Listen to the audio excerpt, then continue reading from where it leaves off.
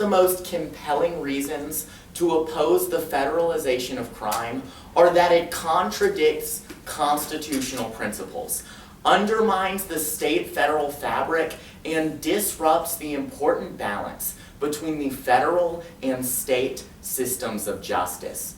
The drafters of the Constitution clearly intended the states to bear responsibility for public safety and what Alexander Hamilton called the ordinary administration of criminal and civil justice.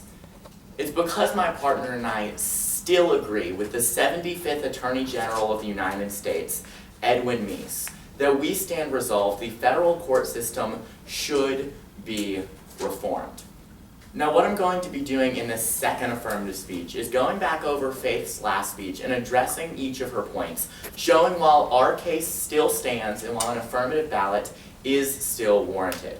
So first of all, let's talk about the negative philosophy. That if we should mend the system, we shouldn't end the system. Well, Judge, that's exactly what we're doing. We're not ending all federal drug laws. We're not ending all of the federal government's power. We're mending their power, putting them back inside constitutional, moral, and practical limits. We are restricting their power over single state, local crimes that states should prosecute according to the founders of our nation. So we are mending the federal government. We're not ending all of their power. We're fixing where they have gone beyond what their job is supposed to be. And so this brings me to their point under this, or their impact, that if our reform has to be the optimal reform.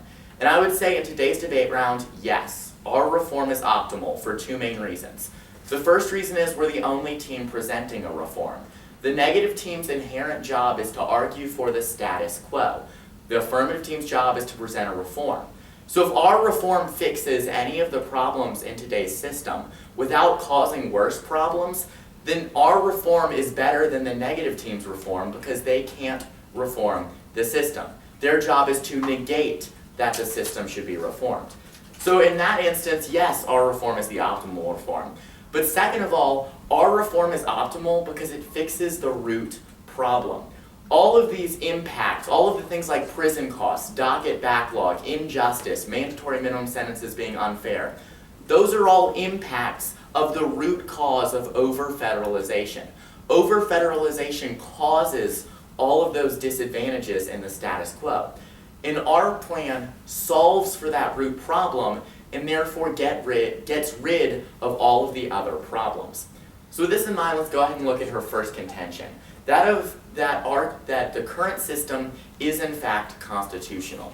She said the current system was constitutional. But that's actually not true. First of all, they provided no evidence that the current system is constitutional. Their evidence was about the wheat market in 1994. This has nothing to do with what is happening currently under drug laws. In fact, Edwin Meese states specifically, over-federalization is in fact against the Constitution. And Brian W. Walsh, a senior legal research fellow at the Heritage Foundation, confirms this fact on June 9th, 2011, when he says, quote, "The rapid expansion of federal criminal law beyond all prudential and constitutional limits may not be the first thing to leap to mind when one thinks of the key problems with American criminal law.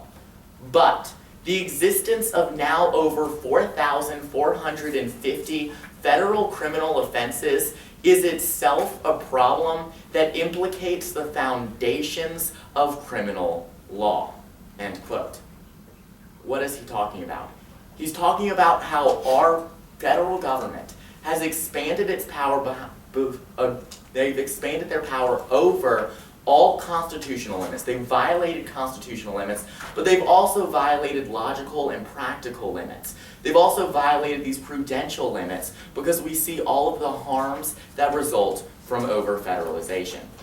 So with this in mind, that their case is clearly unconstitutional, I'd like to actually show you the three ways the current system is unconstitutional. The three ways the current system is unconstitutional. The first way the system is unconstitutional is, as we talked about, Article 3, where our power should be between interstate commerce, not single state commerce. but it also violates two other clauses. The second clause it violates is the double jeopardy clause, that you can't be prosecuted twice for the same crime.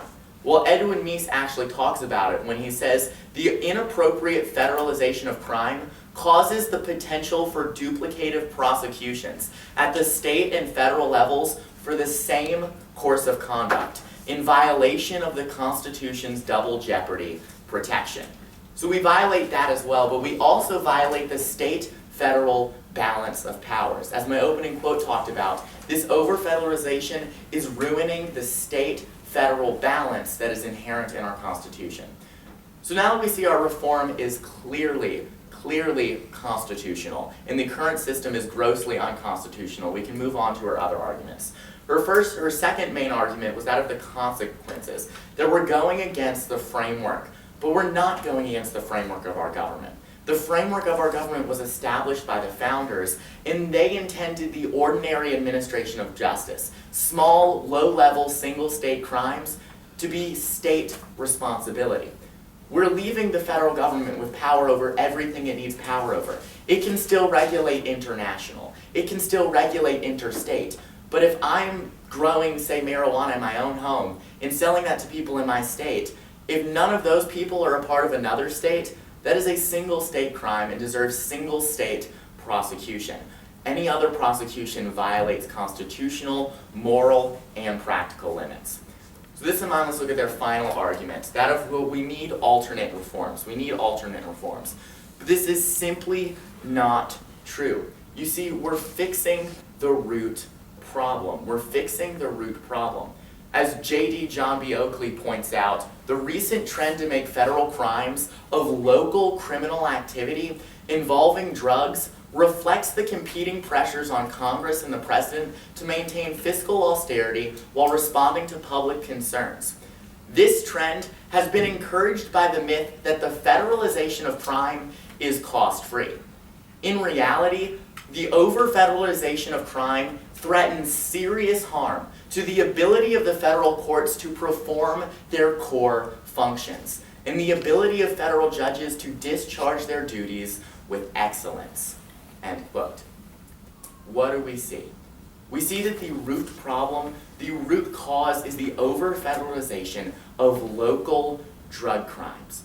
When we remove the federal government's power, put them back in their constitutional limits, back in their moral limits, back in their practical limits, we see that we fix all of these other problems. What the negative team is advocating